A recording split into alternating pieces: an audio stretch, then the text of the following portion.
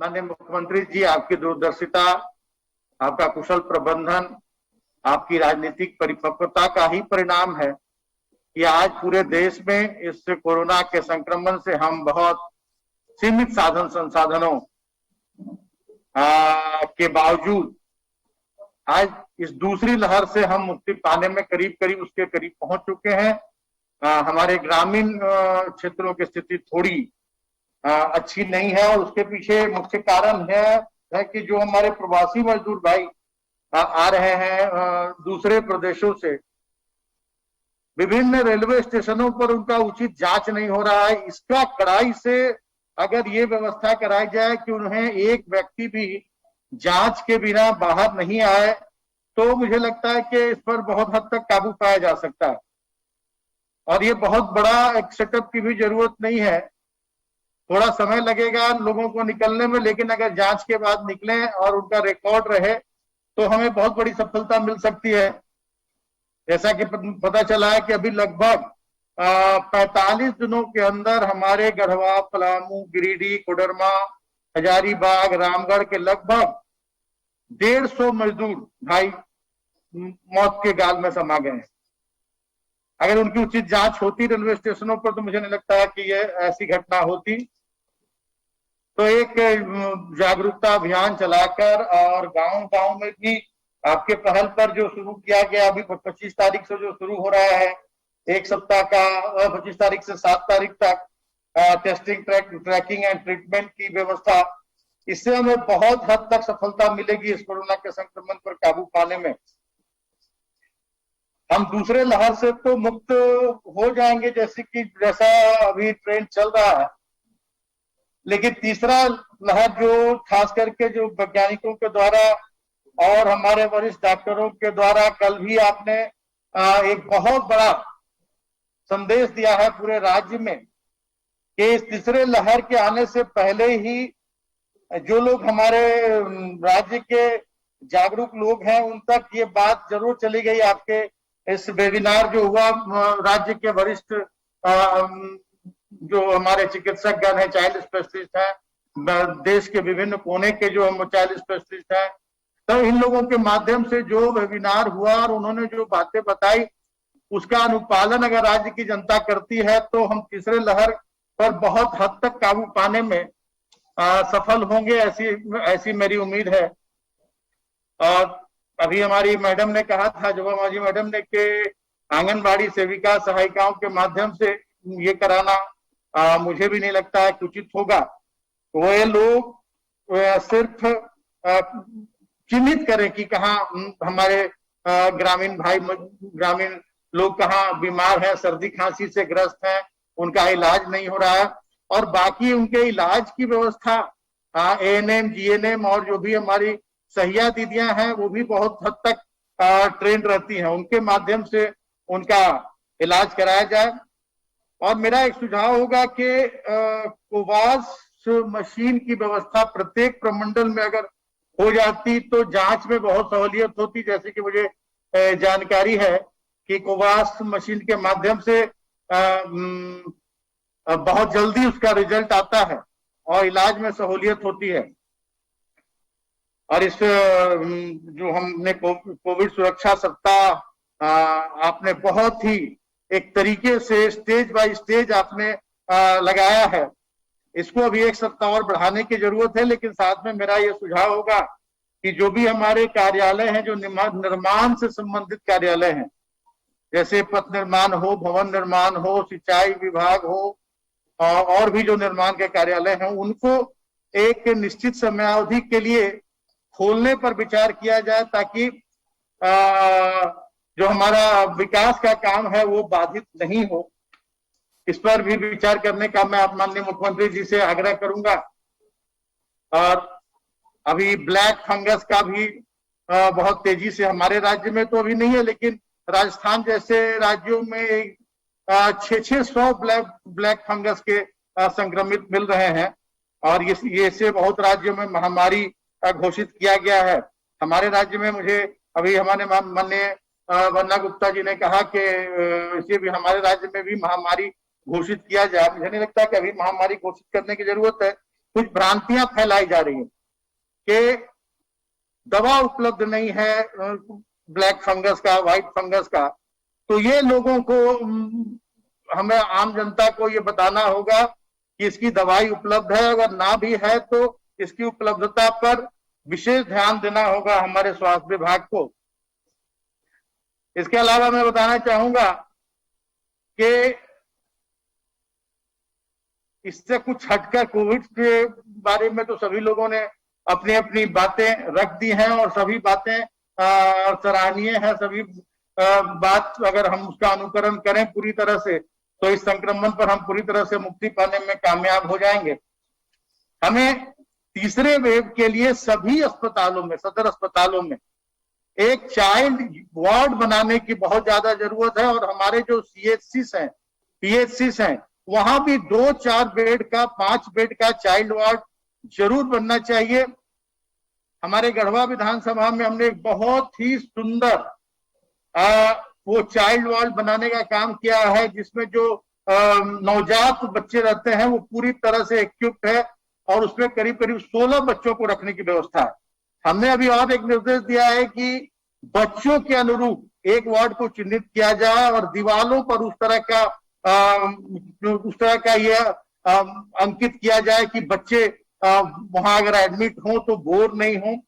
तो ये सारी चीजों की व्यवस्था हमने करने को कही और पूरे राज्य में ऐसी जरूरत है कि सभी सदर अस्पतालों में कम से कम 50 बेड का ऑक्सीजन युक्त और जो बच्चों के इलाज में जिन जिन उपकरणों की आवश्यकता है वो जरूर से जरूर समय रहते ही उपलब्ध करा दिया जाए। और इससे हटकर मैं एक बात कहना चाहूंगा माननीय मुख्यमंत्री जी कि अभी हमारे भाई बादल जी ने भी कहा कि FCI, वो तो मेरी भूल थी कि FCI के लिए मैंने दबाव डालकर, क्योंकि पिछली बार का अनुभव अच्छा था और इस बार FCI ने ऐसा तानाशाही रवैया अपनाया है कि वो किसी के सुनने के लिए तैयार नहीं है। मैंने गढ़वा जिले में बैठक की थी पूरे जिले के अधिकारियों के साथ कोविड को लेकर और धान अधिप्राप्ति भी उसमें एक विषय था। हमने GM से लेकर और सभी जो वहां उनके जिले के पदाधिकारी हैं सभी लोगों को निर्देशित करवाया था कि वो लोग बैठक में उपस्थित रहेंगे वर्चुअल माध्यम से, लेकिन कोई उपस्थित नहीं हुए। और वहां से लौटने के बाद मैंने काफी प्रयास किया यहाँ के GM से बात करने के लिए, उन्होंने फोन से बात तक करने की जरूरत नहीं समझी और आज किसानों का धान वहां सड़ रहा है, धान क्रय केंद्रों पर पड़ा हुआ है और कोई तरह की कार्रवाई नहीं हो रही है। जैसे कि मुझे जानकारी है कि आपके माध्यम से भी केंद्र को पत्र लिखा गया है लेकिन उसका कोई जवाब नहीं आया है। मैंने सचिव महोदय को भी मैंने अवगत कराया। सचिव महोदय ने भी कहा था कि 2-3 दिनों के अंदर इस पर हम कार्रवाई करेंगे, लेकिन आज तक किसान बेहाल है वहां और सरकार की छवि बहुत धूमिल हो रही है। इस पर विशेष रूप से ध्यान देकर और किसानों का धान अधिप्राप्ति करवा दिया जाए जितनी जल्द से जल्द हो सके, क्योंकि बारिश का मौसम है, किसानों का धान यहाँ वहां पड़ा हुआ है। तीसरी एक बात और बताना चाहूंगा माननीय मुख्यमंत्री जी की, जो अभी जो SOR प्रकाशित हुए हैं राज्य के निर्माण कार्यों के लिए, उसमें अनेक विसंगतियां हैं और उससे हमारे राज्य की छवि बहुत ज्यादा खराब होगी।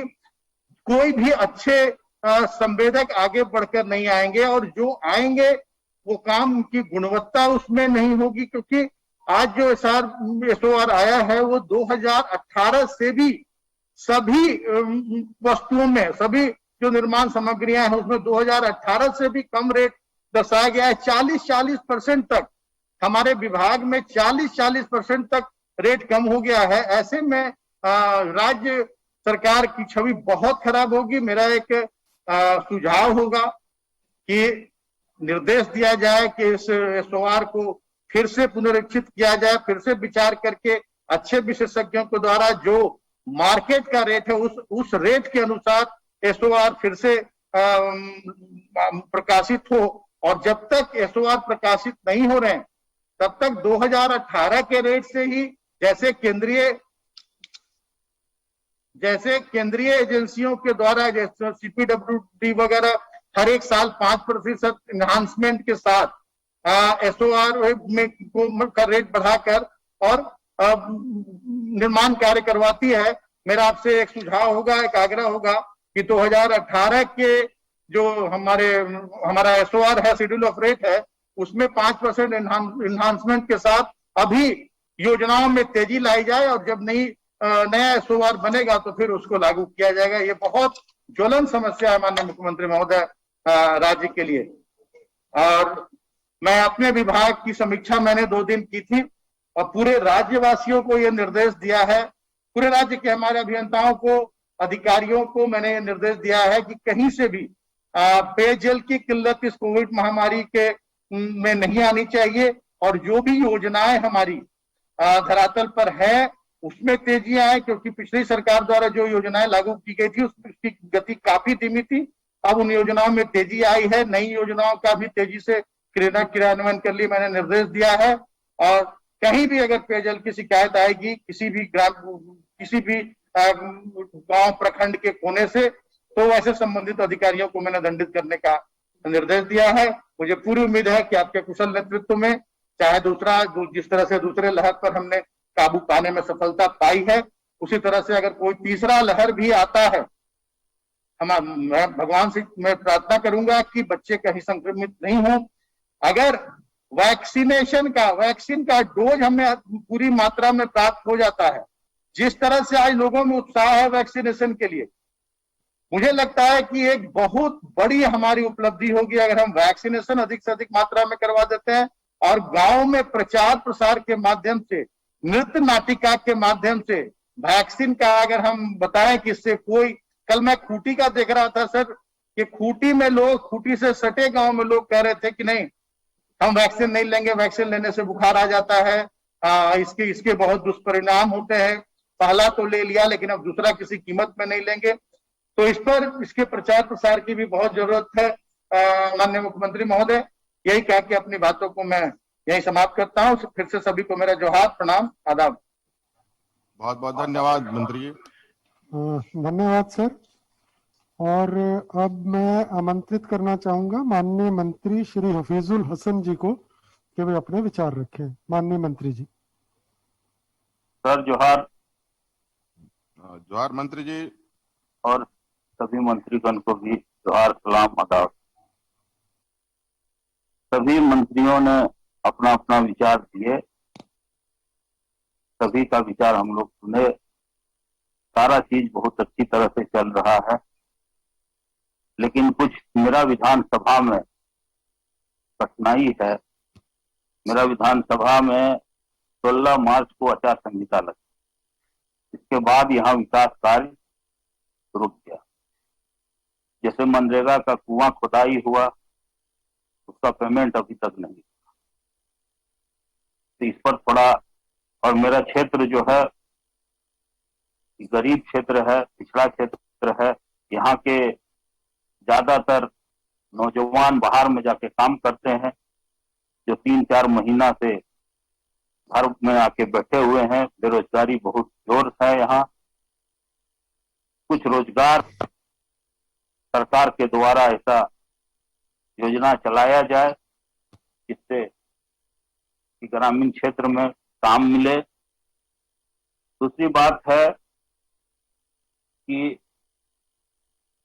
मुस्लिम बहुल जो क्षेत्र है उसमें वैक्सीन का प्रचार नहीं हुआ है, या वो सब वैक्सीन नहीं लेने चाह रहा। और खासकर ग्रामीण में कोरोना का डर, कोरोना क्या होता है वो पता नहीं चलता है, और डर नहीं। अभी आज ही कल ही मेरा एक बहुत करीबी कार्यकर्ता, मेरा रिश्तेदार का कोरोना से डेथ हुआ है। आज अभी 3:30 बजे उनका मृत्यु है। हम कल रात में वहां गए तो जो भीड़ हम देखे, जबकि सबको पता है कि देश कोरोना से हुआ, लेकिन कोरोना का डर नहीं। इस चीज को हम लोग को जागरूक करना पड़ेगा। साथ ही साथ वैक्सीन के लिए भी हम लोग को जागरूक कराना पड़ेगा। अभी जो क्षेत्र में ये हो रहा है कि जो भी कोरोना पेशेंट का डेथ हो जाता है, उसका आर्थिक स्थिति बहुत ही खराब हो जाता है, क्योंकि एक पेशेंट में 2 लाख, 3 लाख, 4 लाख रुपया का खर्चा हो जाता है। मैं सरकार से और तमाम साथियों से, कैबिनेट के सभी साथियों से अनुरोध करता हूं कि जिस तरह पिछला बार विधायक फंड से हम लोग कुछ सहायता किए थे, कुछ ऐसी सहायता राशि जो कोविड से, कोरोना से जिनका डेथ हुआ है उसके परिवार को सहयोग के लिए हम लोग उसको देने का काम करें। साथ ही हजारीबाग में जो सिलेंडर चोरी हुआ उसमें अभी छापामारी चल रहा है। एक विशेष समुदाय को टारगेट किया जा रहा है, उस पर भी थोड़ा आप लोग ध्यान दीजिए। और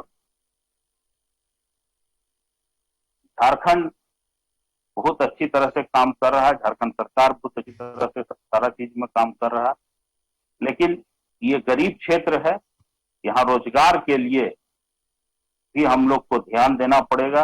अभी डेढ़ साल हो गई है सरकार का, लेकिन एक भी रोड न एक पुलिया कहीं कुछ हुआ है। तो हम लोग कोविड को पालन करते हुए टेंडर भी निकालें और कुछ काम ऐसा करें जिससे हम लोग का जो समय बीत रहा है उस समय का हम लोग, क्योंकि ये 5 साल में 3.5 साल हमारा बचा हुआ है, 1.5 साल पार हो गया है, एक भी काम नहीं हुआ। तो हम सरकार से अनुरोध करते हैं कि उसमें भी हम लोग कोई नियम बना करके हम लोग को जो योजना है उस योजना को हम लोग चालू करें। सभी को धन्यवाद। बहुत बहुत धन्यवाद मंत्री जी। धन्यवाद सर। अब मैं माननीय मुख्यमंत्री जी को आमंत्रित करना चाहूंगा कि वो आपके द्वारा व्यक्त की गई चिंताओं को, या जो मुद्दे आपने रेज किए हैं उन पर अपने विचार रखें और भविष्य में हमें क्या क्या रणनीति अपनानी होगी इसके लिए अपने विचारों को व्यक्त करेंगे। माननीय मुख्यमंत्री। धन्यवाद मुख्य सचिव साहब। आज हमारे झारखंड प्रदेश के सभी माननीय मंत्रीगणों के साथ वर्तमान के कोरोना संक्रमण, वर्तमान के राज्य की परिस्थिति और इस संक्रमण में नए नए समस्याएं, नए नए समाधान, हमारे राज्यवासियों की चिंता को लेकर हम लोग आज विचार विमर्श पर बैठे हैं। आप सभी लोग, कई लोग अपने अपने क्षेत्रों में हैं, अपने अपने जिलों में हैं।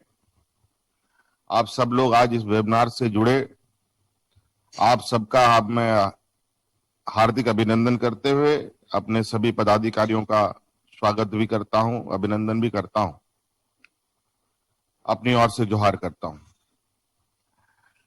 जैसे कि आप सबको मालूम है, अभी हम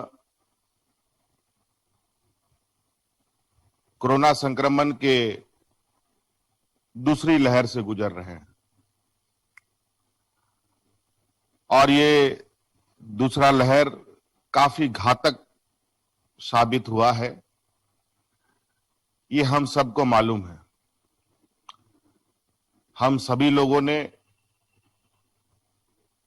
कई अपने चाहने वाले लोगों को, कई परिचितों को, कई रिश्तेदारों को, कई सगे संबंधियों को हम लोगों ने खोया है। और ये संक्रमण इतना घातक हुआ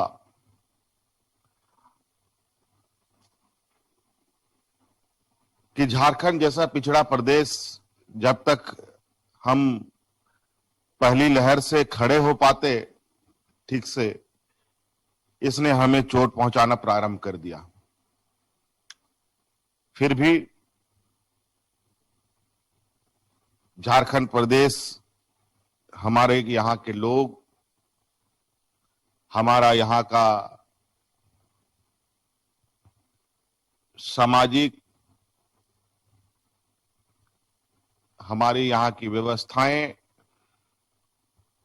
यहाँ का वातावरण, यहाँ के लोगों की सहनशीलता है कि हम कोई भी मुसीबतों में इतनी जल्दी घबराते नहीं हैं और चुनौती का डटकर सामना करते हैं।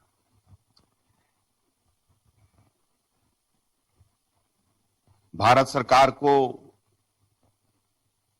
इस संक्रमण का पूर्ण आभास था, परंतु राज्यों को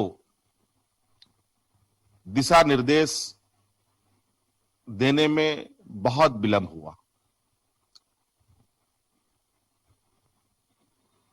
और अंतोगत्वा पूरा देश इस भयावह संक्रमण से ग्रसित हो गया।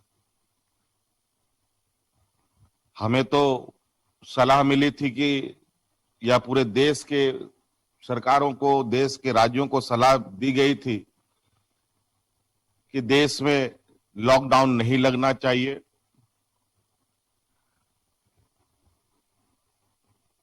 लेकिन संक्रमण की बढ़ती हालात को देखकर राज्य सरकारों ने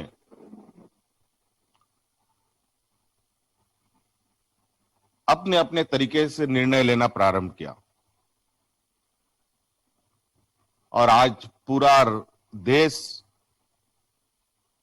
में कहीं आंशिक रूप से लॉकडाउन है तो कहीं पूर्ण रूप से लॉकडाउन है।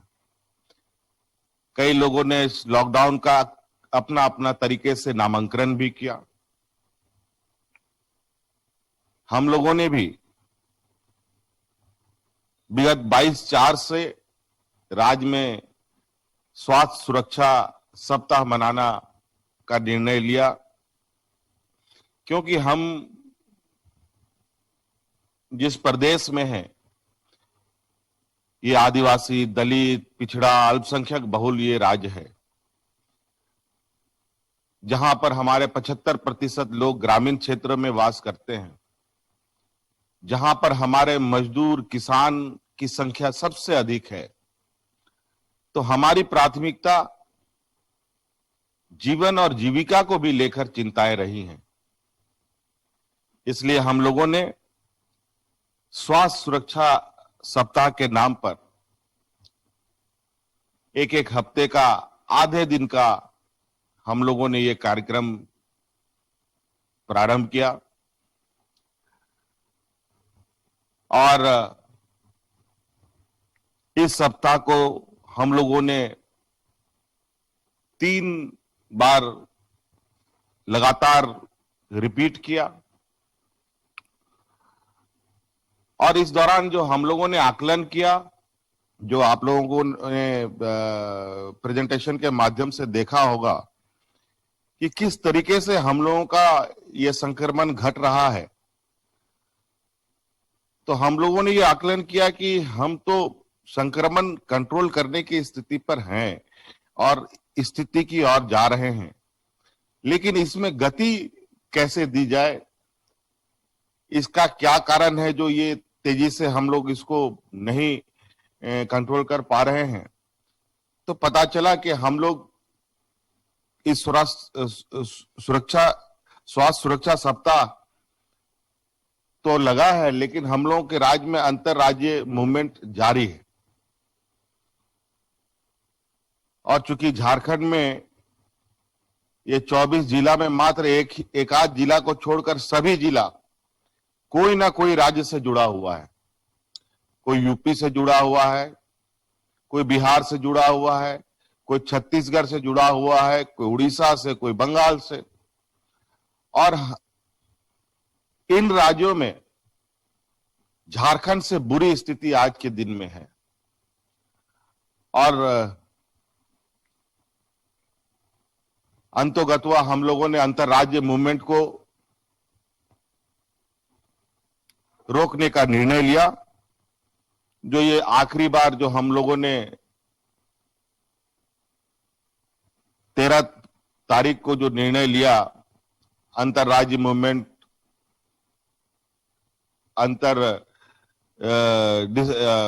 इंटर डिस्ट्रिक्ट मूवमेंट, इन सब पर एक नई गाइडलाइन जारी की, जहां थोड़ी सी सरकार अपनी एक प्रशासनिक चेहरा दिखाते हुए मानवीय चेहरा को भी साथ में लेके चला, और नतीजा ये हुआ कि ई पास होने के बावजूद लगभग 10 लाख से अधिक राज्य में ई पास जारी हुए। आप लोगों ने खुद ही इस बात को माना, एक ही घर में 3-3, 4-4 पास ई पास लोग लेके घूम रहे थे।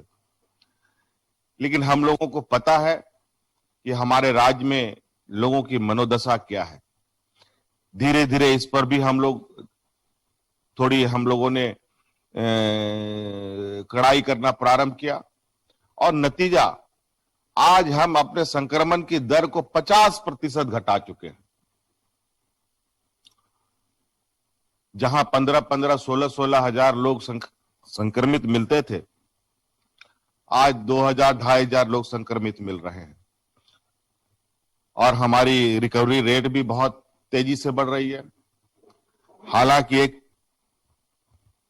आंकड़ों के आधार पर चिंता की बात है कि आज मृत्यु दर में देश में हम सबसे ऊपर हैं।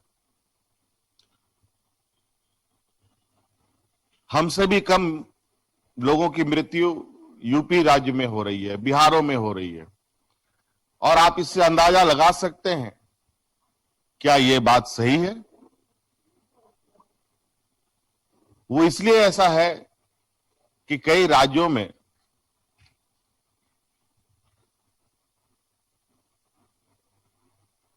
कई चीजों को बहुत मैनिपुलेट तरीके से चलाया जा रहा है। लेकिन हमारी सरकार की प्राथमिकता है कि हम पूरी पारदर्शिता के साथ मरने की संख्या, टेस्टिंग की संख्या, लोग सुरक्षित हो रहे हैं उनकी संख्या, राज्य की जनता को, देश की जनता को हम बताएं। और ये हमारे लिए भी सही है। जब तक हमें सही आंकड़ा नहीं मिलेगा, हम सही लक्ष्य और सही रास्ते ढूंढ पाने में हम नाकाम हो सकते हैं, हमें धोखा हो सकता है। और आज यही वजह है कि आज हम लोगों ने दूसरी वेव में अपने आप को मजबूती से खड़ा करते हुए तीसरी वेव की तैयारी शुरू कर दी है, जो मुझे लगता है देश में शायद झारखंड प्रदेश एक पहला राज्य होगा जहां इस पर अपना पहला कदम आगे उठा चुका है। हमारे पास सीमित संसाधन हैं, हमारे पास सीमित डॉक्टर हैं, हमारे पास सीमित नर्सेज हैं, पैरामेडिक्स हैं। हमको इन लोगों का सहयोग के साथ हमें इस राज्य को आज इस संक्रमण से बचाना है। आज इसीलिए हम लोगों ने पूरे देश के पैमानों में बड़े डॉक्टरों के साथ एक वेबिनार किया। लगभग 1000 डॉक्टर इसमें हमारे साथ जुड़े। सब लोगों ने अपनी राय सुझावें दी हैं। कई लोगों को और जोड़ने, कई लोगों को और विचार लेने की आवश्यकता थी। समय के अभाव में हम लोग नहीं ले पाए, फिर भी हम लोग चारों तरफ दिन और रात हमारी प्रशासनिक व्यवस्थाएं, स्वास्थ्य व्यवस्थाएं, हमारे हेल्थ कर्मी दिन रात चीजों पर लगे हैं। और आप सब लोगों का कुछ जो बातें आई है कि लॉकडाउन को बढ़ाए जाने पर, निश्चित रूप से आप लोगों की राय जो आप सभी लोगों ने दिया है, इस पर मौजूदा हालात को ध्यान पर रखकर निर्णय लिया जाएगा। ई पास को और बेहतर करने का कार्य आगे बढ़ चुका है। आंगनबाड़ी तक में जो हमारी किट वगैरह पहुंचाने की बात थी, वो निश्चित रूप से अभी वो अंडर प्रोसेस है, वो भी कल से पहुंचने की स्थिति पर आएंगे। हमारे रामेश्वर उरांव जी ने दुकानों को बंद होने के वजह से कफन की कमी आ रही है। बन्ना गुप्ता साहब ने भी इस बात को कहा है। मैं और हम सब मिलकर आज ये निर्णय लेते हैं कि राज्य में किसी को भी कफन खरीदने की जरूरत नहीं पड़ेगी, सभी लोगों को कफन मुफ्त दिया जाएगा, इसका निर्णय लिया जाता है। और वैक्सीन को लेकर थोड़ी चिंताएं हैं। वैक्सीन की उपलब्धता हमारे पास जो राज्य सरकार अब के कंधों पर जो भार है, वो वैक्सीन हम अब जो मंगा रहे हैं, वैक्सीन की उपलब्धता की वजह से हमारे पास मात्र 2 या 3 दिन के हमारे पास वैक्सीन की उपलब्धता है। उसके बाद हमारे पास वैक्सीन खत्म हो जाएगा। हम लोगों ने वैक्सीन का आवेदन दे रखा है और अभी वैक्सीन की उपलब्धता नहीं हो पाई है। 45 साल से ऊपर के लोगों को जो वैक्सीन भारत सरकार लगाने जा रही है, वो हमारे पास हफ्ता से 10 दिन तक का ही हमारे पास रिजर्व है, वो भी हफ्ते दिनों के बाद बंद हो जाएगा। और चूंकि वैक्सीन को लेकर पूरे देश में जो चर्चा है वो किसी से छुपा नहीं है। किस तरीके से मिसमैनेजमेंट हो रहा है ये भी किसी से छुपा नहीं है। इस वजह से इस विषय पर मैं बहुत ज्यादा चर्चा करने की जरूरत नहीं समझता हूं। हमारी प्रयास है कि हम अधिक से अधिक किसी तरीके से वैक्सीन की उपलब्धता सुनिश्चित करें। आज से 30 दिन 35 दिन पहले जो राज्य की स्थिति थी, आप सब लोगों को मालूम है कि पूरा शहर एम्बुलेंस की सायरनों से गूंजता था। अभी आप खुद महसूस करते होंगे कि शहरों में कोई के दिन में यदा कदा एम्बुलेंस की आवाजें सुनाई देती है। और चूंकि शहरों में बड़े अस्पताल हैं, लोगों का शहर में आना और इलाज कराना प्राथमिकता होने के वजह से हम लोगों ने शहर को प्राथमिकता के आधार पर लेते हुए अपने संसाधनों के आधार पर शहरों को बहुत हद तक शांत करने में हम लोग कामयाब हुए हैं। अब हमारा पूरा फोकस ग्रामीण क्षेत्रों पर है और ग्रामीण क्षेत्रों के लिए हमने आज ही से एक कार्यक्रम हम लोग प्रारंभ करने जा रहे हैं, जो वो कल से ग्रामीण क्षेत्रों में सक्रिय हो जाएंगे। और इसके लिए हम लोगों ने ग्राम स्तर का सर्वे और जांच प्रोटोकॉल का एक सिस्टम भी बनाया है, और जिसमें हमारे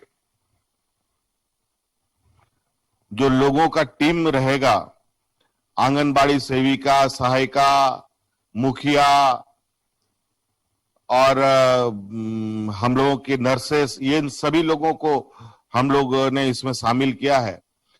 जो कुछ दल गांव-गांव, घर-घर जाकर के लोगों की जांच करेंगे और पंचायत स्तर पर एक स्टैटिक्स, एक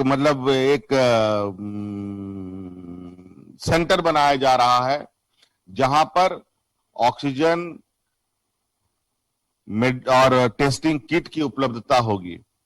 ग्रामीण क्षेत्र में जो हमारे सर्वे करने वाले टीम जाएंगे, जिनको लगेगा कि कोई कोरोना पॉजिटिव है, उनके सिम्टम्स है, तो पंचायत स्तर के सेंटर में उनको पहुंचाया जाएगा, जहां उनका टेस्ट किया जाएगा और टेस्ट के अनुरूप उनको सेंटर में रखा जाएगा या फिर जिला भेजा जाएगा, ये निर्णय लिया जाएगा। और जो साधारण सर्दी, खांसी, बुखार है, उन सभी का किट हम लोगों ने ये निर्णय लिया है कि राज्य के हर दूसरे घर में हम लोग ये कोविड किट पहुंचाने की चीजों को सुनिश्चित करने का निर्णय लिया जा रहा है, ताकि दवा की उपलब्धता हर एक दूसरे घर में सुनिश्चित की जा सके और लोग साधारण बीमारी जो सर्दी, खांसी, बुखार है, इससे ठीक हो पाए। वो इसलिए भी जरूरी है कि वैक्सीनेशन का जो काम है और वैक्सीनेशन जो हमें कराना है, हम उन्हीं व्यक्ति को करा सकते हैं जो व्यक्ति पूर्ण रूप से स्वस्थ हो। अगर किसी तरीके से कोई बीमार हो, कोविड ना होते हुए भी सर्दी खांसी का भी बुखार हो, तो उसको हम ये वैक्सीन नहीं लगा सकते। नहीं तो हो सकता है कि इसका साइड इफेक्ट हो सकता है। इसलिए इससे पहले हमें हर व्यक्ति को पहले सुरक्षित करना है और इसके लिए उन तक हमारा मेडिसिन, उन तक हमारे जांच दल को पहुंचना आवश्यक है। हर प्रखंड स्तर पर 2 एम्बुलेंस की व्यवस्था हम लोग कर रहे हैं। हर पंचायत में ऑक्सीजन युक्त बेड की ऑक्सीजन उपलब्ध करा रहे हैं, टेस्टिंग किट उपलब्ध करा रहे हैं, मेडिसिन किट उपलब्ध करा रहे हैं। आंगनबाड़ी सेविका सहायिका के माध्यम से हर दूसरे घर में मेडिकल किट उपलब्ध कराने का हम लोगों ने प्रोग्राम तय किया है। मुखिया इसमें शामिल होंगे हमारे जनप्रतिनिधि के रूप में, और जो हमारे पारंपरिक व्यवस्था मानकी, मुंडा, माझी परगनेत हैं, मुखिया है, इनको प्राथमिकता के आधार पर वैक्सीन लगाने का भी निर्णय हम लोगों ने लिया हुआ है। हम लोग ने वहां पर जो भी ग्राम स्तर पे जो हमारे जनप्रतिनिधि हैं और सामाजिक अगुवा लोग हैं, इनको हम लोग वैक्सीन लगाने जा रहे हैं। इसलिए मैं जो एक आपको स्लाइड दिखाना चाहता हूं, इसको भी आप लोग ध्यान से देखें, अपना मोबाइल से इसको फोटो भी खींच सकते हैं कि जो ग्राम स्तर पर सर्वे और जांच प्रोटोकॉल हम लोग बनाने जा रहे हैं वो किस तरीके से काम करेगा और कैसे कैसे इसका एसओपी बना एक हम लोगों ने तैयार किया है। इसको दिखाया जाए जरा सा, आप लोग देखें। हो सकता है कि इतना जल्दी नहीं पढ़ पाए, मोबाइल से उसका फोटो खींच करके उसको आप लोग आराम से देख सकते हैं।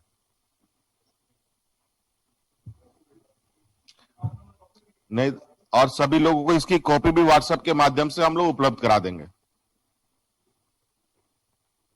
तो जूम आउट कर दो, zoom out, zoom out, zoom out.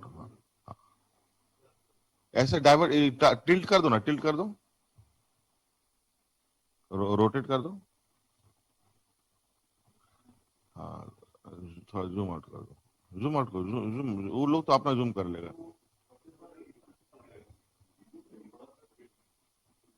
हाँ हाँ हाँ। नहीं नहीं नहीं नहीं, पहले ये ऐसे ऐसे नहीं नहीं नहीं, फोटो नहीं खींच पाएगा ना, अलग अलग खींचना पड़ेगा उसको, 2-3 फोटो खींचना पड़ेगा।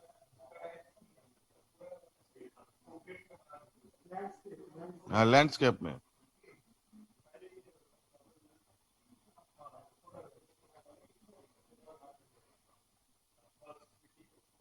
हाँ,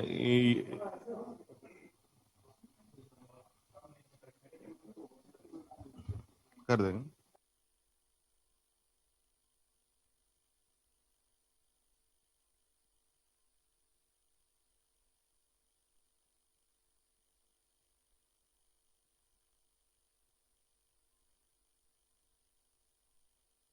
ऐसे लोगों को कहाँ कहाँ जांच होगा, कैसे रखा जाएगा, ये पूरा पंचायत से लेके जिला स्तर से लेकर के जिला स्तर तक का ये हम लोगों ने किया है। और इसमें सभी लोगों को हम लोगों ने, एएनएम वगैरह भी इसमें शामिल हैं, और विगत हफ्ते दिन से इन सभी लोगों का प्रशिक्षण कराया जा रहा है। पूरा सघन इनका ट्रेनिंग की जा रही है, और इनका सहयोग से हम लोग और ये लगभग कितने दिनों तक का ड्राइव है? 10 दिन का ये ड्राइव है। 10 दिनों में हम पूरे राज्य के ग्रामीण क्षेत्र के हर एक घर में पहुंचकर पूरी राज्य की वास्तविक स्थिति जानने की कोशिश में हम लोग हैं।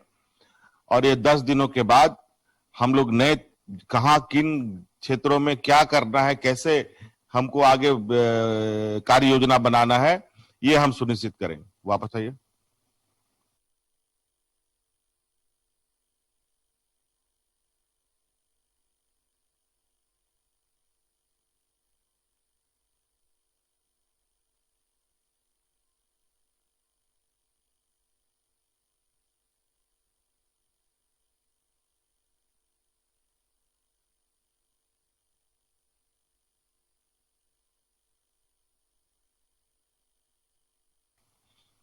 कम से कम 20,000 लोग प्रतिदिन हमारे राज्य में ट्रेन के द्वारा आ रहे हैं। और मुझे लगता है कि 20,000 व्यक्ति को एक साथ ये कैटर करना एक एक हर दिन थोड़ा हमारी जो ताकत है उसको इसमें जाया करना सही नहीं होगा। इसलिए हम लोगों ने ग्रामीण स्तर तक में इसको ये करने का टेस्टिंग करने का ये निर्णय लिया है। और इसके अलावा हमारे राज्य में 32 को लगभग 4 करोड़ वैक्सीन की आवश्यकता है और उसके विरुद्ध में हमें लगभग 40 लाख हमें अभी तक वैक्सीन प्राप्त हुए हैं, जो निश्चित रूप से काफी हमारे लिए चिंता विषय है। और अभी हम लोग इंपोर्ट करने का भी हम लोगों ने निर्णय लिया है वैक्सीन का, ताकि हम लोग जल्द से अपने लोगों को वैक्सीन लगा पाए। और इसके अलावा बहुत सारी छोटी बड़ी चीजें हैं जो आपके क्षेत्र के इर्द गिर्द आप लोगों की जानकारी में आती हैं। और मैं समझता हूं कि बहुत सारी बातें जो हमारे कानों तक नहीं पहुंचती है, मैं आप लोगों से सभी लोगों से आग्रह करूंगा कि हम एक अभी आप लोगों को मेल आईडी अभी स्क्रीन पे डिस्प्ले होगा, इसको आप लोग जरूर नोट करें और अपने क्षेत्र की जो विशेष समस्याएं हैं, सब जगह अलग अलग भौगोलिक स्थिति होने की वजह से कुछ समस्याएं बहुत विचित्र होती हैं और उनको ध्यान में ना रखा जाए हो सकता है कि आज के दिन में वो हमारे लिए बहुत मुसीबत का कारण बनेगा। इसलिए आप लोग उस मेल आईडी पर हमें तुरंत इसकी जानकारी उपलब्ध कराएं, जो तुरंत हमारे टेबल पर होगा और उस पर हम लोग आगे निर्णय लेंगे। कृपया वो मेल आईडी दिखाई जाए।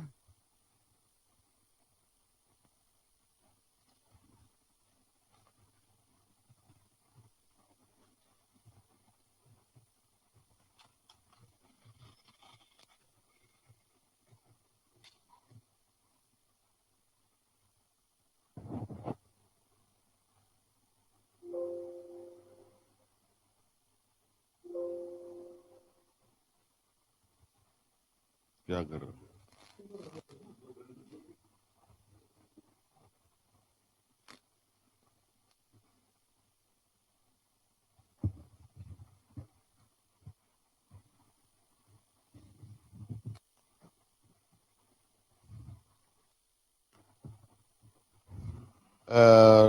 समय कहा जा सकता है और हमारे लिए, आप सबके लिए, राज्यवासियों के लिए एक मोरल, हम लोग को एक ताकत मिलती है कि हम लोग आगे इस जंग को निश्चित रूप से जीतेंगे। और अभी हर पल को ध्यान में रखते हुए आगे के निर्णय लिया जाएगा। और आप लोगों का समय समय पर सुझाव के लिए निश्चित रूप से बहुत बहुत आप लोगों के लिए हमारे लिए वो सभी सुझाव बहुत महत्वपूर्ण होंगे। आप कृपया हमें भी समय समय पर वास्तविक स्थिति से अवगत कराएं अपने क्षेत्रों का। आज इन्हीं बातों के साथ, हाँ, कुछ चीजें बादल जी का विषय है, अभी चक्रवात आने वाला है। और सर एक सुझाव देना चाह रहे थे। हाँ बताइए सर।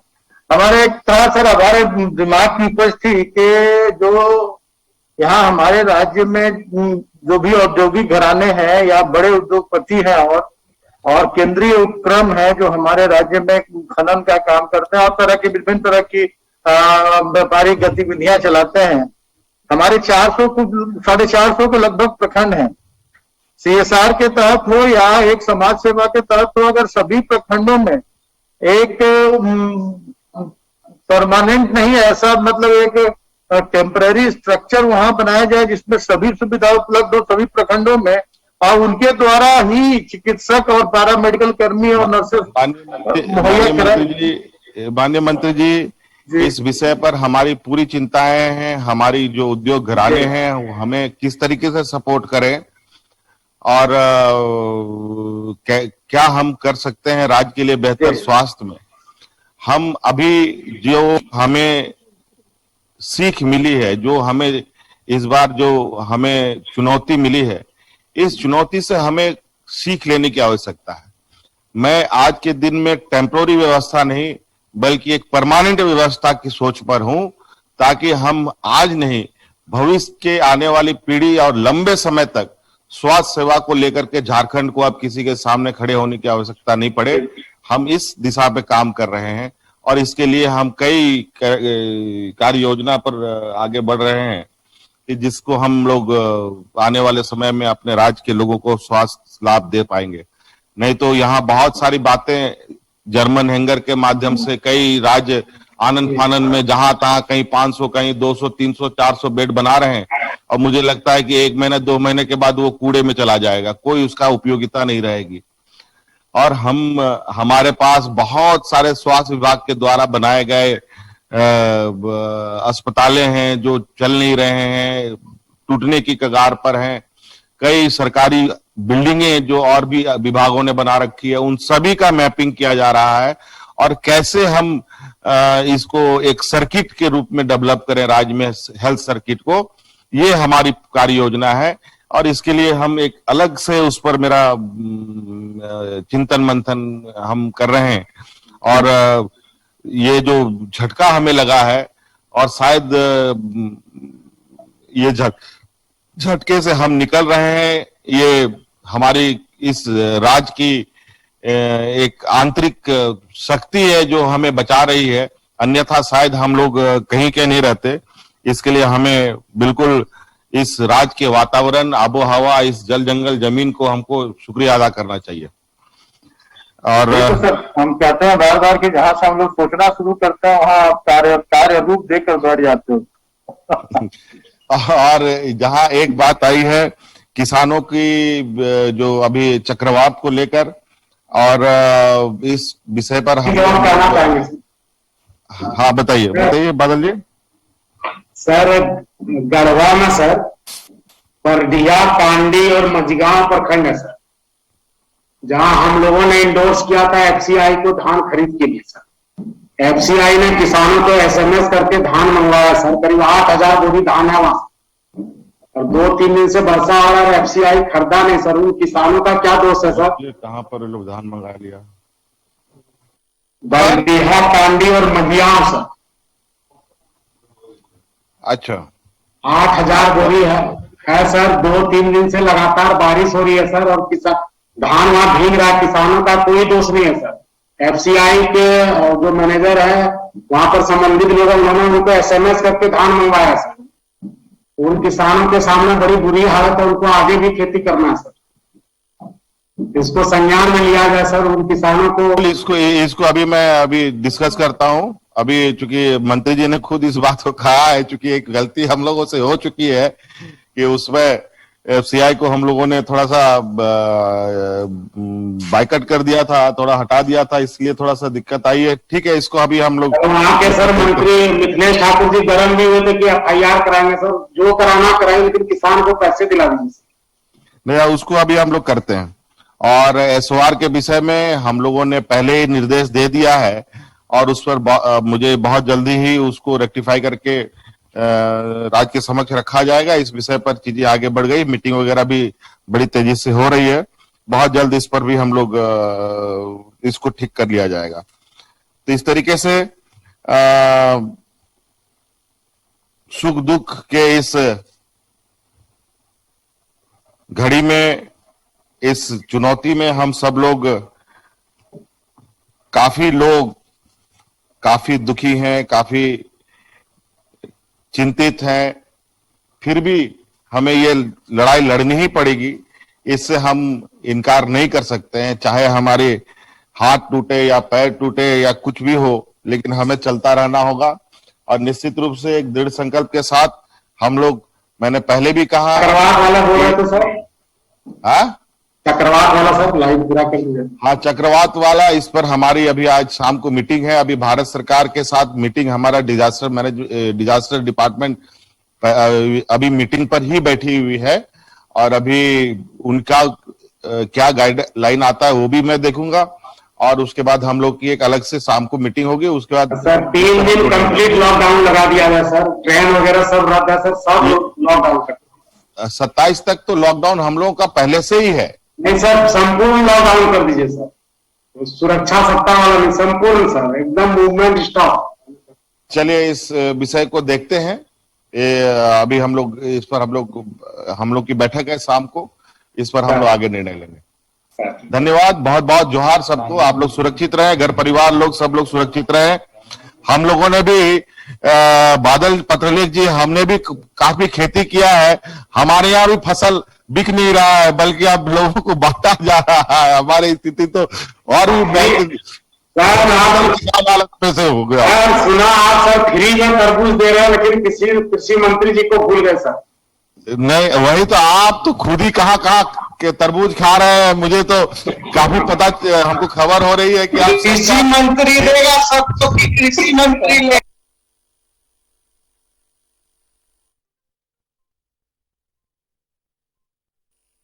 खाली दफ्तर, बंद पड़ी दुकानें, गली चौराहे पर चीखता सन्नाटा।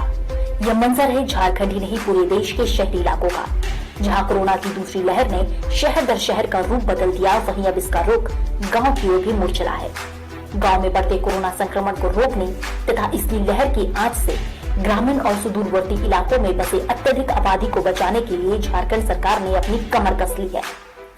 माननीय मुख्यमंत्री श्री हेमंत सोरेन एवं स्वास्थ्य मंत्री श्री बन्ना गुप्ता के नेतृत्व में राज्य सरकार कोविड ग्रामीण सुरक्षा एवं सर्वेक्षण की शुरुआत करने जा रही है, जिसके तहत लगभग झारखंड राज्य के 4000 से ज्यादा पंचायतों में कार्यरत आंगनबाड़ी सेविकाओं, स्वास्थ्य सहियाओं, स्वयं सहायता समूह की सक्रिय दीदियों के साथ ANM, CHO, BTT एवं MPW की दीदियों को प्रत्येक पंचायत स्तर पर 2 दलों में विभाजित किया जाएगा, जिनमें एक जांच दल के नाम से कार्यरत होगा, जिसके अंतर्गत ANM, CHO, BTT के साथ MPW की दीदियों को रैट आधारित कोविड जांच शिक्षण प्रदान कर रैट जांच करने हेतु नियुक्त किया जाएगा, तथा दूसरा दल सर्वे दल के नाम से कार्य करते हुए संभावित कोविड संक्रमितों की पहचान का कार्य करेगा, जिसके लिए आंगनबाड़ी सेविकाओं, स्वास्थ्य सहियाओं, स्वयं सहायता समूह की सक्रिय दीदियों से कार्य लिया जाएगा।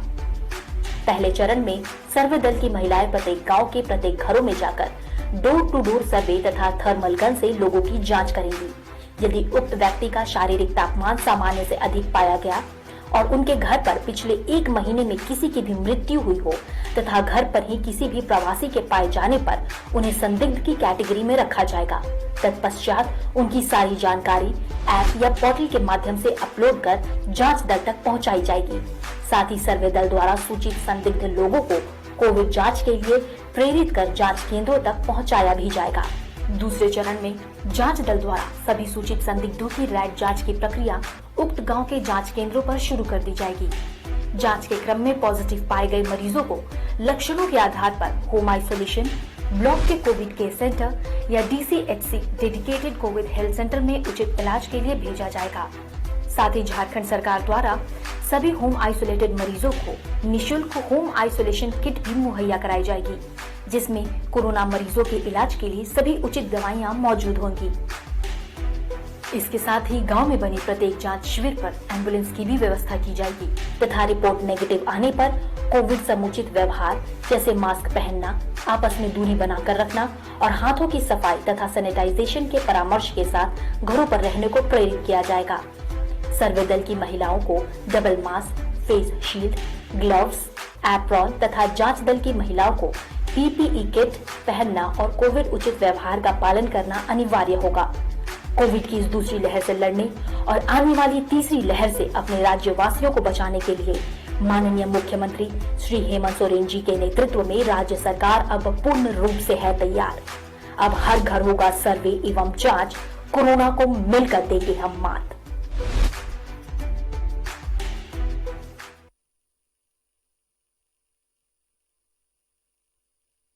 मैं अनुरोध करना चाहूंगा माननीय स्वास्थ्य मंत्री महोदय से कि सर्वे तथा जांच के इस कार्यक्रम के औपचारिक प्रारंभ के संबंध में जो हमारे सर्वे दल के सदस्य और जिलों से पदाधिकारी जुड़े हुए उन्हें अपने संदेश से अनुग्रहित करने की कृपा करें।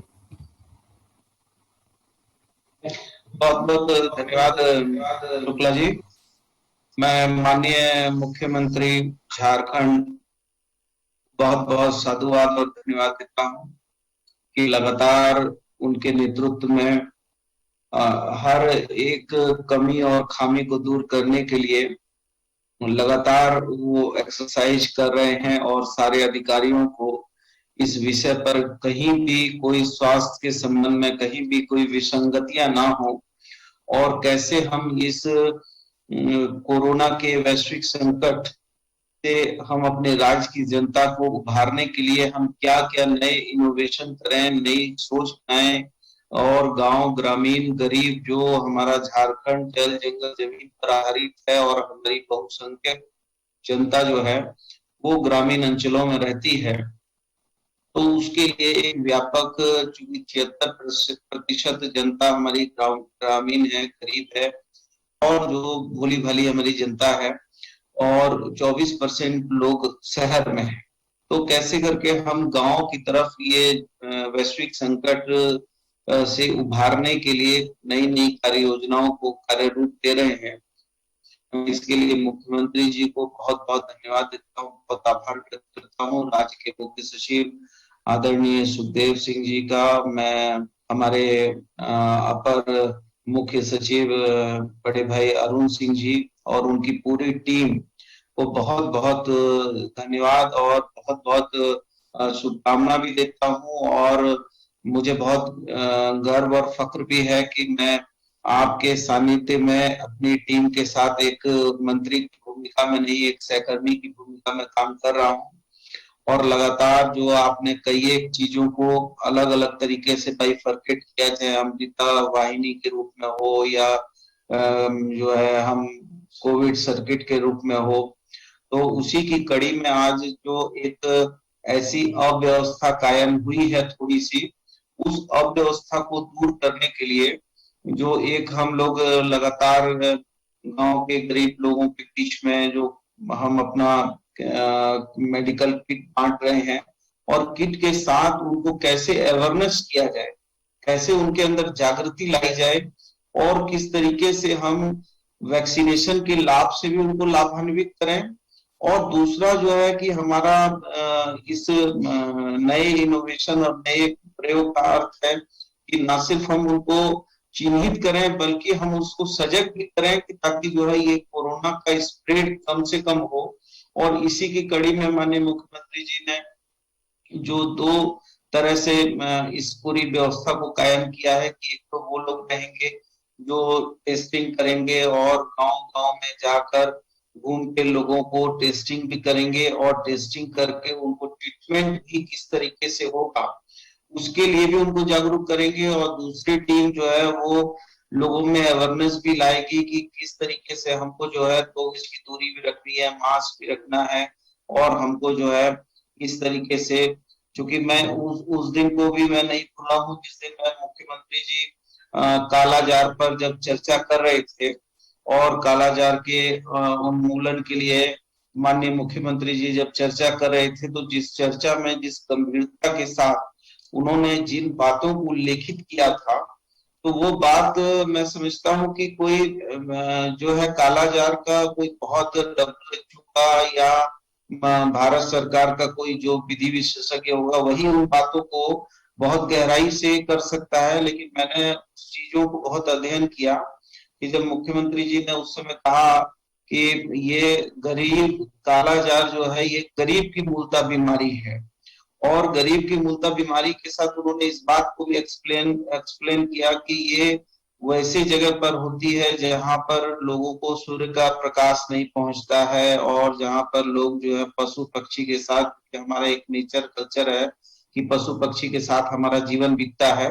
तो बहुत सारी चीजों पर जो आपने जिस तरीके से विश्लेषण किया और व्याख्यान किया, तो वो उस बात की गहराई को समझने की बात है कि आप एक गंभीरता से एक एक बिंदु पर विषयवार जो है चीजों को समझने और समझकर उस चीजों को अन्य लोगों के साथ जो है एक्सप्लेन करते हैं।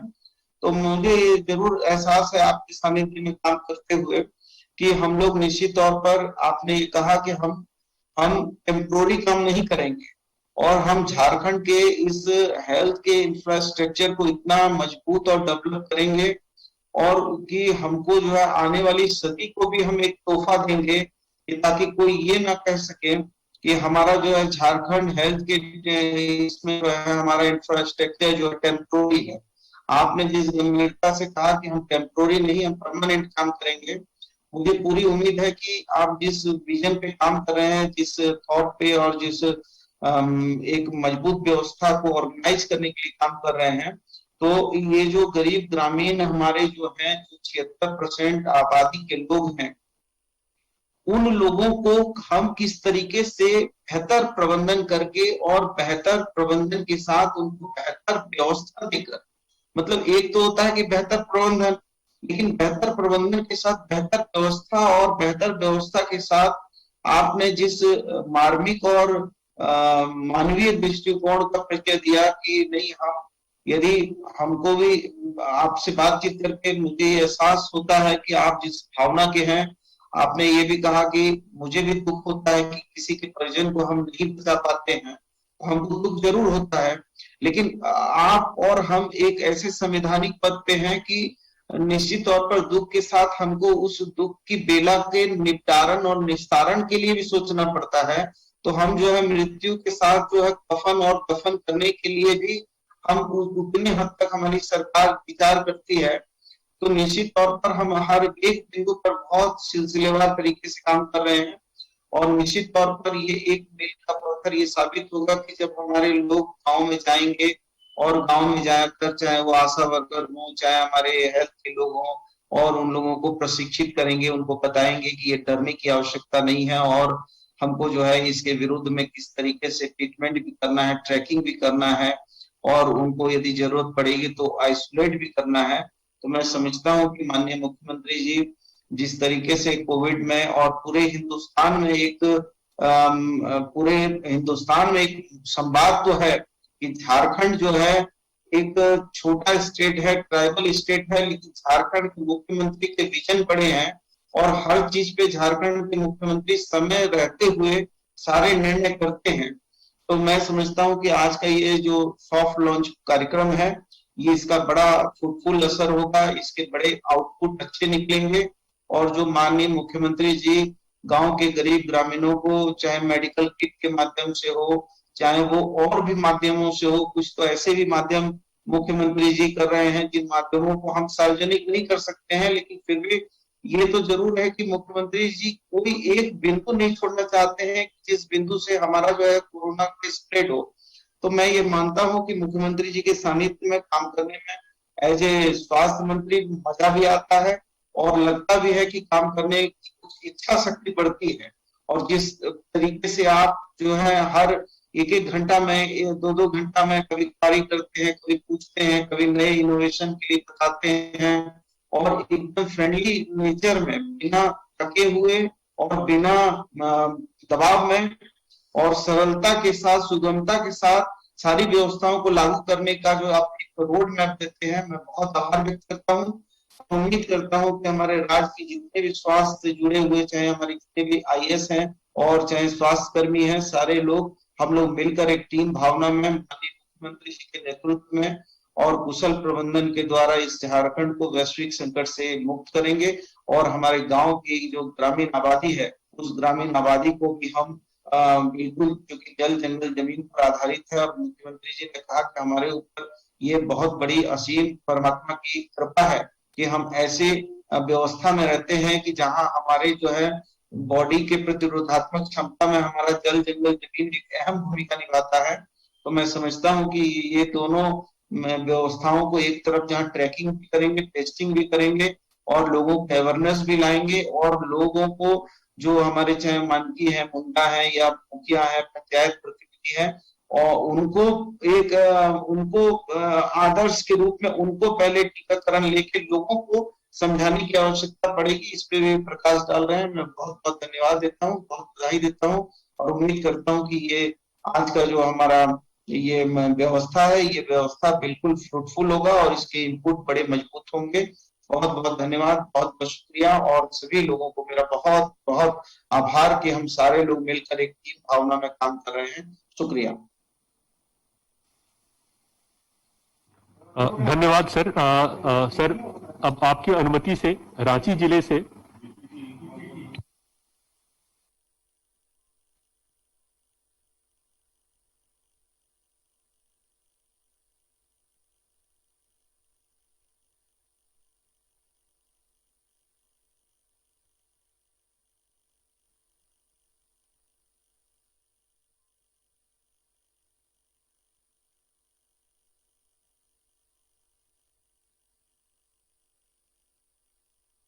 भी है, आपके हाथों से दिया जा सकता है सर।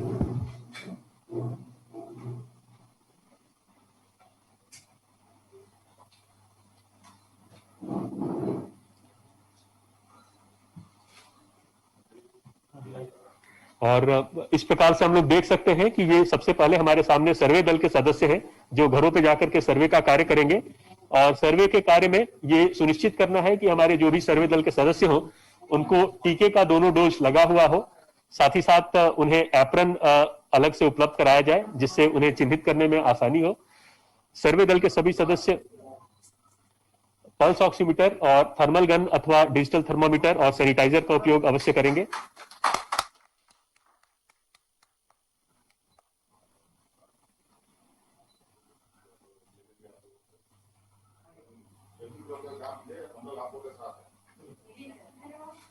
सर, इसके साथ ही अब जो दूसरी दल है हमारी सर, जो कि जांच दल है, उसके सदस्य आएंगे और उनको भी जांच दल से संबंधित जो किट और ड्रेस है सर वो उपलब्ध कराया जाएगा। और ये अपेक्षा है कि सभी जिलों में इसी प्रकार से सभी सर्वे दल और जांच दल के सदस्यों को आवश्यक पर्सनल प्रोटेक्शन इक्विपमेंट्स और होम आइसोलेशन किट उपलब्ध कराया जाए।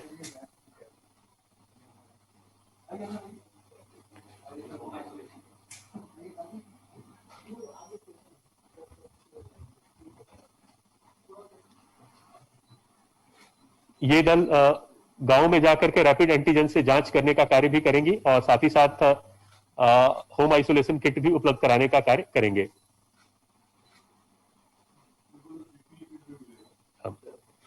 जी, इन्हें साथ ही साथ पीपी किट भी उपलब्ध कराया जाएगा सर।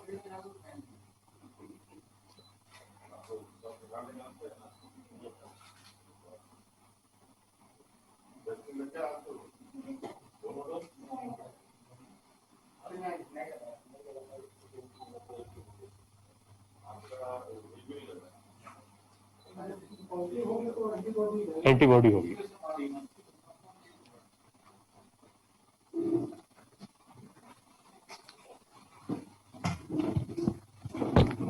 माननीय मुख्यमंत्री महोदय, आपसे अनुरोध है कि अपने आशीर्वचनों से हमारे जिलों में उपस्थित सभी सर्वे दल तथा जांच दल के सदस्य और जिला स्तर पर जो टीम है उनको अनुग्रहित करने की कृपा की जाए।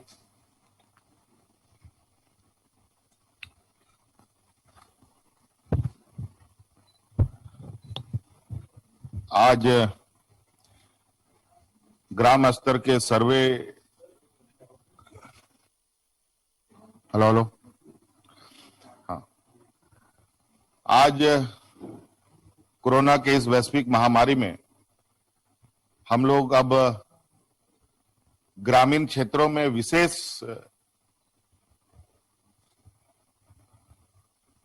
फोकस करते हुए ग्रामीण क्षेत्र को सुरक्षित करने के लिए कृत संकल्प है।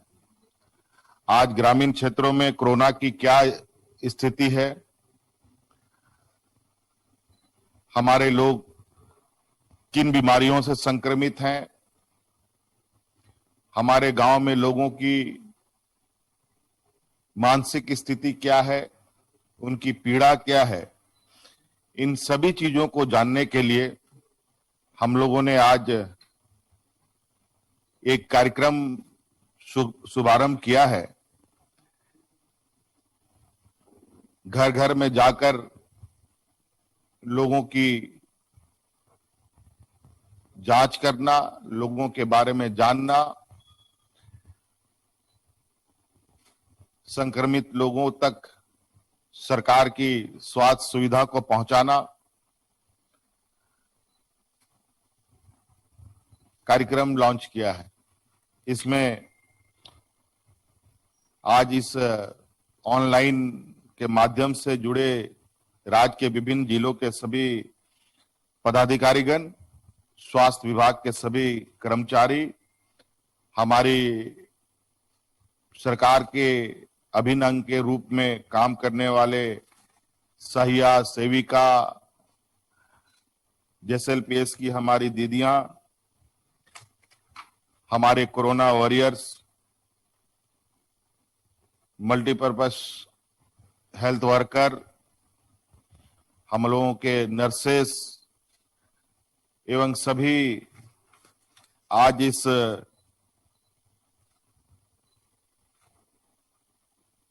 कार्य को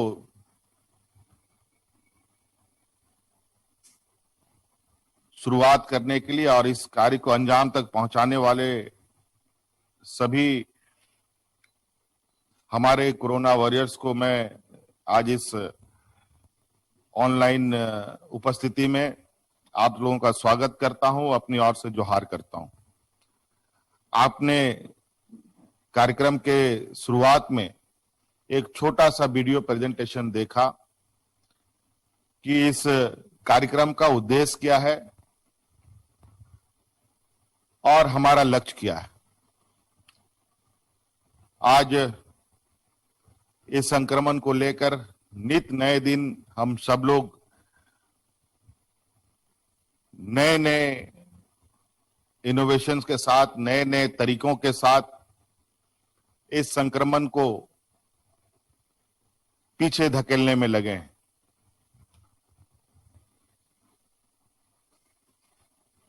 ये संक्रमण पूर्व के संक्रमण से काफी घातक संक्रमण साबित हुआ है। झारखंड जैसे पिछड़े राज्यों में, जहां हमारे लोग बहुत शिक्षित नहीं है, जानकारी का अभाव है और इन अभाव से के कारण कई लोग अपने जान जोखिम में डाल रहे हैं। इन सभी को जागरूक करते हुए इस संक्रमण से बचाव के लिए हमने ये कार्यक्रम प्रारंभ किया है।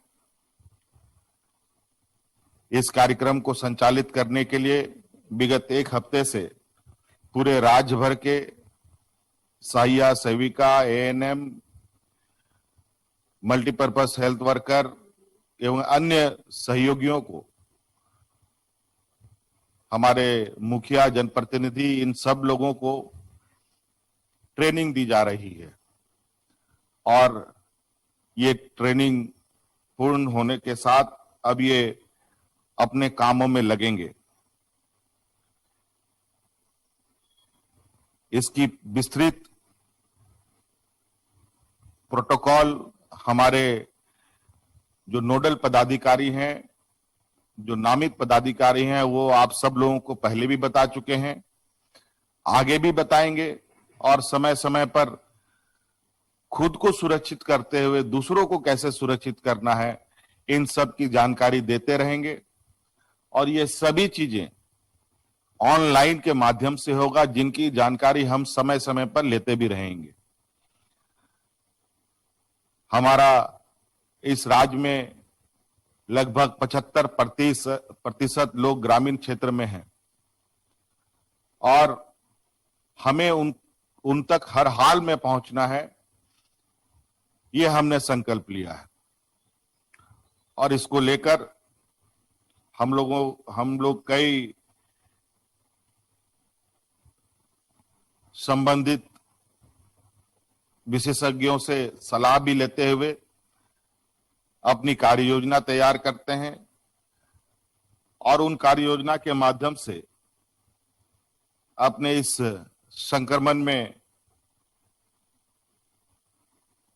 संक्रमण से लड़ रहे हैं। और आज आप लोगों को सुनकर बहुत खुशी होगा कि देश में कई राज्य हैं, कई समृद्ध राज्य हैं, कई डेवलप्ड स्टेट हैं, अग्रणी राज्य हैं। उन सब राज्यों से आज झारखंड की स्थिति बहुत बेहतर है। सरकार द्वारा समय समय पर कई गाइडलाइंस आप लोग को उपलब्ध करा रही है। हमारे पास चूंकि कई चीजों की घोर कमियां हैं, हम लोग के पास संसाधन बहुत सीमित है और इन संसाधनों का सही और सदुपयोग करते हुए हमें आगे बढ़ना है। अभी वैक्सीन को लेकर हमारे पास उपलब्धता बहुत कम है, लेकिन आपको चिंता करने की जरूरत नहीं है। हम हर हाल में राज्य के 3.25 करोड़ लोगों को वैक्सीन लगाने का हमारा संकल्प है। किसी भी तरीके से हम उन वैक्सीनों को उपलब्ध कराने की पूरी प्रयास में है। दिन रात हम लोग इसको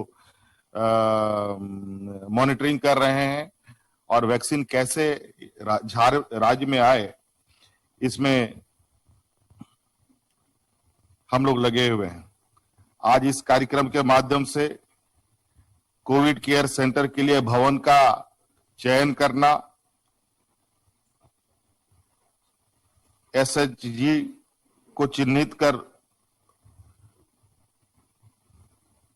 कोविड सेंटर और डीसीएचसी के लिए दीदी किचन द्वारा खाने का प्रबंध कराना, एम्बुलेंस को उपलब्ध सुनिश्चित करना, चिकित्सकों को चिन्हित करना, कोविड केयर सेंटर और डीसीएचसी के लिए कौन कौन रहेंगे, इन सब का इनको सुनिश्चित करना, सभी सेंटरों में सिलेंडर के द्वारा ऑक्सीजन या कंसंट्रेशन की उपलब्धता कराना। आपने देखा हमारे जो सर्वे दल जाएंगे उन सब लोगों को हम लोगों ने थर्मल स्कैनर दिया है, जिससे हर व्यक्ति का शारीरिक तापमान की गणना की जाएगी। ऑक्सीमीटर दिया गया है, किसी को ऑक्सीजन की कमी बेसी है उसकी जांच की जाएगी। हम लोगों ने रैपिड एंटीजन टेस्ट किट भी दिया है, जिसके माध्यम से हमारे पॉजिटिव लक्षण वाले लोगों की तत्काल रैपिड एंटीजन टेस्ट के माध्यम से जांच कराया जाएगा और जांच उपरांत परिणाम के अनुरूप उनको दवा उपलब्ध करके घर में रहने का निर्देश अथवा घर में नहीं रहने की अवस्था में सेंटर पर लाया जाएगा, चाहे उसको एम्बुलेंस के द्वारा। अगर घर में उनके पास रहने की कोई अच्छी व्यवस्था ना होने पर, और हर प्रखंड में 2 से 3 सेंटर बनाने का हम लोगों ने तैयारी की है और हर सेंटर में मुफ्त खाने की भी उपलब्धता होगी। एएनएम 24 घंटे वहां उपलब्ध रहेंगे, डॉक्टर उपलब्ध रहेंगे। अगर तत्काल नहीं रहने पर फोन की उपलब्धता में तुरंत डॉक्टर वहां उपलब्ध आ जाएंगे। ऑक्सीजन और कंसंट्रेटर वहां ऑलरेडी पहले से उपलब्ध रहेगा, ऑक्सीमीटर उपलब्ध रहेगा, अन्य जरूरी सामग्रियां उपलब्ध रहेंगी। डिस्ट्रिक्ट अगर ब्लॉक लेवल में उस मरीज की हालत गंभीर है तो ब्लॉक लेवल से उसको जिला अस्पताल में भी लाने का हम लोग कार्य करेंगे, जो बिल्कुल सरकार अपने खर्च पर उसको लाएगी और उसको बेहतर इलाज उपलब्ध कराएगी। चाहे वो प्राइवेट अस्पताल हो, चाहे वो सरकारी अस्पताल हो, उसमें उसका इलाज किया जाएगा। तो इस तरीके से ये कार्यक्रम 25 तारीख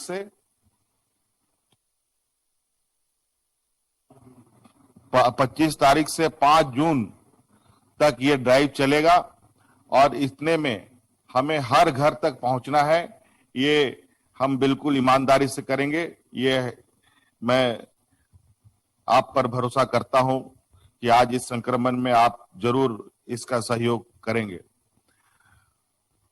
और क्योंकि शहर में अब किसी भी तरीके का इलाज का कोई कमी नहीं है, आवश्यक दवाइयों की उपलब्धता बिल्कुल हम लोगों ने कर रखा है। आप लोग बेफिक्र होके आप हमारे जांच दल को सहयोग करने के लिए हमारे ग्रामीणों को प्रेरित करें। जागरूकता की अभाव है, कई भ्रांतियां हैं, और इसीलिए आप सब लोगों का चयन किया गया है, क्योंकि आप सब लोग ग्रामीण के बहुत करीब रहते हैं और इनको आप समझा पाने में सक्षम है। इसलिए आप इसको जागरूकता अभियान भी कह सकते हैं और इस संक्रमण से बचाव का अभियान भी कह सकते हैं। इसलिए आप सब लोगों को बहुत बहुत शुभकामनाएं और ऑल द बेस्ट। मेरी ओर से शुभकामनाएं कि आप लोग अपने लक्ष्य प्राप्त करें। और इसमें मैं जानना चाहूंगा, कई जगह यहां देख रहा हूं कि कई लोग एकत्रित हुए हैं, तो मुझे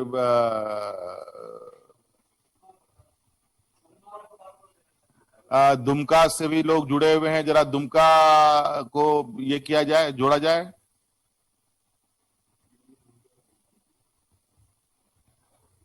सबको जोहार। आवाज आ रही है हमारी? अच्छा, चलिए, आज आप लोगों के कंधे पे हम अपना कुछ जिम्मा आप लोगों को दे रहे हैं और मुझे उम्मीद है, मुझे पूरा भरोसा है कि जिस तरीके से यहाँ दिन रात हम लोग चिंता कर रहे हैं, हमने शहर राज्य को लगभग चारों तरफ से सुरक्षित करने का संकल्प लिया है। अब घर के अंदर आपकी सहयोग की पूरी हमें उम्मीद है और आप लोगों के सहयोग से हम ग्रामीण क्षेत्र के लोगों को बचा पाएंगे। क्या आप लोगों ने ट्रेनिंग लिया है? जी सर, जी सर, जी सर, प्रणाम सर। मेरा नाम शुक्ला गौरव है। मैं दुमका सदर प्रखंड की एएनएम हूँ, बाकी पंचायत से हूँ। जी सर, हम लोगों ने ब्लॉक लेवल पे ट्रेनिंग ली है। उसके बाद हम लोग अपने स्तर से सहिया, सेविका, पोषण सखी, सहायिका, सबको हम लोग सबको ट्रेनिंग मिल चुका है सर। आप लोगों ने वैक्सीन लिया है? जी सर, डोज कंप्लीट हो गया है सर, हम सभी का। सबको पूरी टीम को वैक्सीन हो गई है? जी सर, जी सर। चलिए, ठीक है। और जो लोग वैक्सीन नहीं भी लिए होंगे और उनको भी आप लोग वैक्सीन की और दिलाने का भी काम करेंगे। हम लोगों ने जितने भी हमारे जो इस जंग में शामिल लोग हैं, उनको हमें सुरक्षित करना भी जिम्मेवारी है। जी, बहुत बहुत धन्यवाद। कल से आप लोग अपने इस मिशन पर निकलेंगे और बहुत अपने को बचाते हुए गांव को भी जागरूक करेंगे। बहुत बहुत धन्यवाद। Thank you sir. और बोकारो जोड़ा जाए।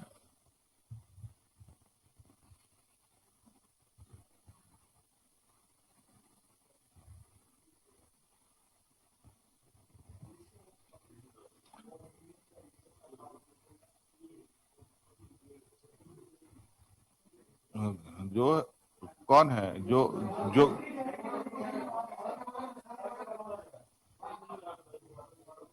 और जो जहां है वहां से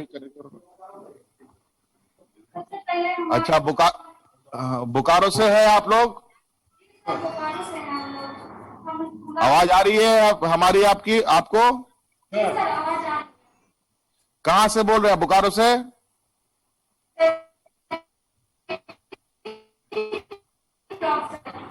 हाँ,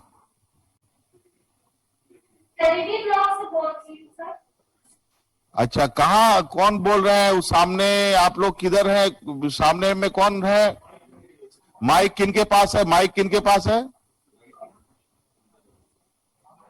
अच्छा, अपना परिचय दीजिए और आपको क्या काम सौंपा गया है, जरा ये बताइए।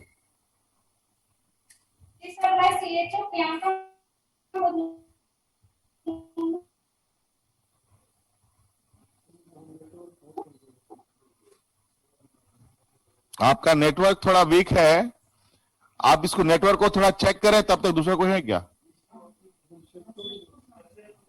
जमशेदपुर जोड़िए, तब तक आप नेट को अपना ठीक कर लें।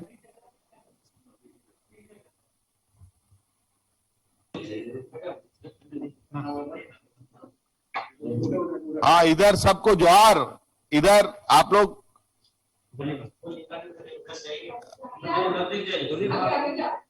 सबको जोहार।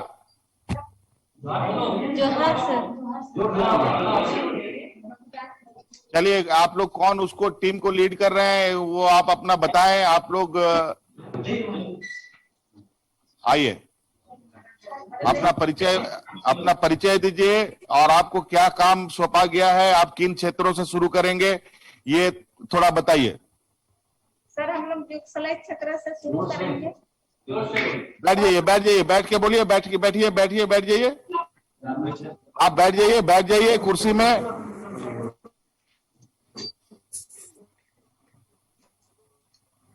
सर जोहार। जोहार। जी मैं जमशेदपुर से जुगसलाई पीएचसी से बोल रही हूँ। मेरा नाम अलभा लकड़ा है। हम लोगों को ट्रेनिंग दिया गया है और अभी हम लोग कोविड में जांच से लेकर के और सभी ये करते हैं। सबसे पहले हम लोग कोविड जांच का हम लोग को सामान जो मिलता है, सबसे पहले हम लोग अपने ये स्थान को सैनिटाइज करते हैं। सैनिटाइज करने के बाद हम लोग अपना ग्लव्स पहनते हैं, ग्लव्स पहन के फिर सैनिटाइज करते हैं। उसके बाद जो भी हम लोग को पीपी किट मिलता है और सामान मिलता है, वो सबको हम लोग अपना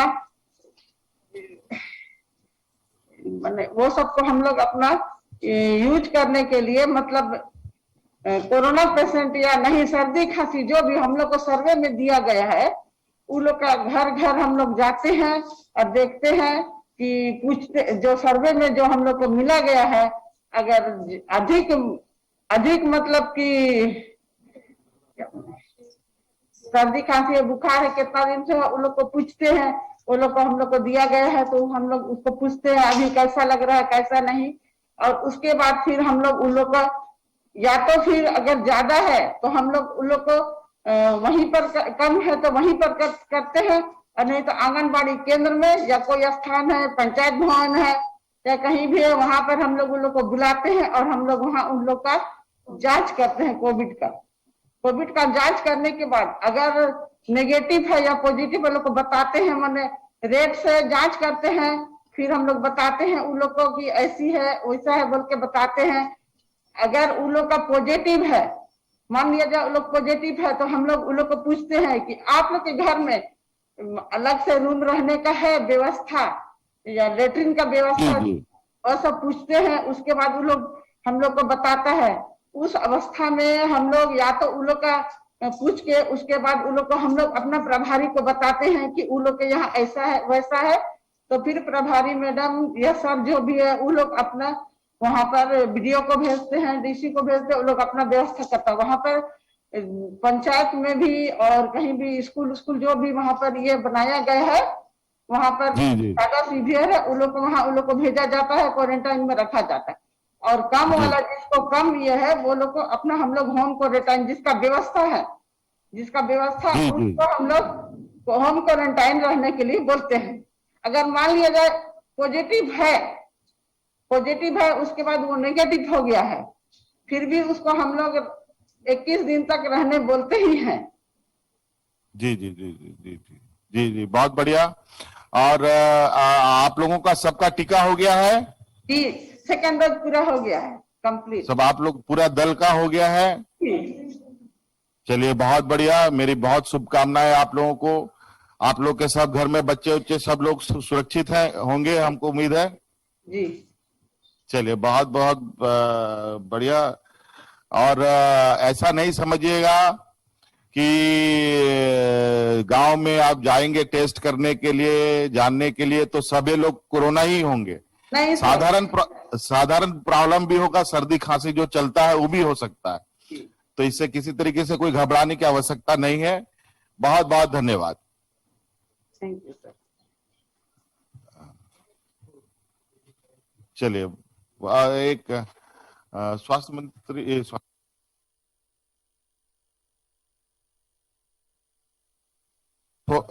थोड़ा सा ये पेयजल मंत्री जी से कनेक्ट किया जाए, बाकी डिस्कनेक्ट कर दीजिए।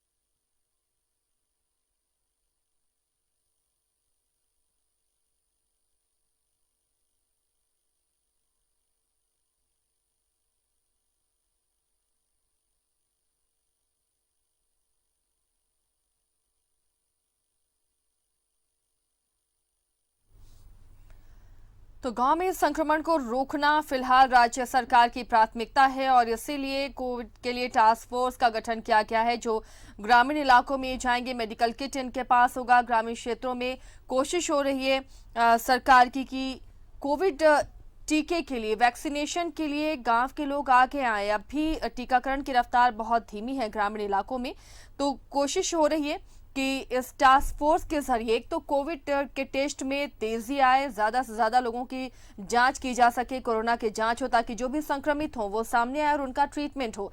इसके अलावा जो नॉर्मल बीमारी है उससे ग्रसित है ग्रामीण, तो वो स्वस्थ हों, उसके लिए भी ये किट में सामान उपलब्ध है, दवाइयां उपलब्ध हैं ताकि वो स्वस्थ रहें, तभी वो टीका ले सकेंगे। ये कोशिश है सरकार की कि जो ग्रामीण इलाकों में कोरोना पांव पसार रहा है उसे रोका जा सके, उसकी चेन को ग्रामीण इलाकों में भी तोड़ा जा सके। रूरल कोविड टास्क फोर्स आज लॉन्च किया। मुख्यमंत्री ने ग्रामीण क्षेत्रों में घर घर जाकर बुखार, सर्दी, खांसी से पीड़ित मरीजों की जांच होगी, कोविड टेस्ट किए जाएंगे, जो संदिग्ध लगेंगे जैसे मरीज उनकी कोविड जांच की जाएगी। थर्मल स्कैनर भी दिया जा रहा है। इन तमाम जो सहायता समूह की महिलाएं जुड़ेंगी, बहनें जुड़ेंगी। इसके अलावा जो आंगनबाड़ी की दीदियां हैं वो जुड़ेंगी, उन्हें तमाम सुरक्षा उपाय दिए गए, पीपीई किट है और उसके अलावा जो भी बचाव के उपाय हैं, सैनिटाइजेशन, ग्लव्स, मास्क, ये तमाम चीज़ें उन्हें प्रोवाइड कराई जा रही हैं ताकि वो जाएं ग्रामीण इलाकों में, घर घर जाएं और जांच करें तमाम सदस्यों की जिनमें वैसे लक्षण पाए जाते हैं, उनके कोरोना की जांच होगी ताकि जो संक्रमित हैं वो सामने आ सकें, उनका ट्रीटमेंट शुरू हो सके। और ये भी देखा जाएगा कि क्या जिसमें कोरोना के लक्षण हैं या फिर वो कोरोना संक्रमित हैं लेकिन एसिम्प्टोमेटिक हैं, तो उनके घर में क्या वैसी व्यवस्था है कि वो खुद को आइसोलेट कर सके। अगर नहीं है तो उसके लिए भी इंतजाम किए जाएंगे और वैसे लोगों को फिर आइसोलेशन सेंटर भेजा जाएगा जिनके घरों में वैसे इंतजाम नहीं है ताकि संक्रमण को फैलने से रोका जा सके। इस टास्क फोर्स के जरिए काफी सहूलियत होगी ग्रामीण इलाकों में जहां जागरूकता की कमी है, तो कोविड को लेकर जागरूक भी होंगे ग्रामीण। और इसके अलावा कोरोना संक्रमितों की भी पहचान हो सकेगी और ये सहियाएं, ये दीदियां लोगों को वैक्सीन के लिए भी जागरूक करती हुई नजर आएंगी। जो ग्रामीण इलाकों में कोरोना का संक्रमण फैल रहा है उस पर लगाम लग सकेगी। फिलहाल इस बुलेटिन में इतना ही। खबरों के लिए बने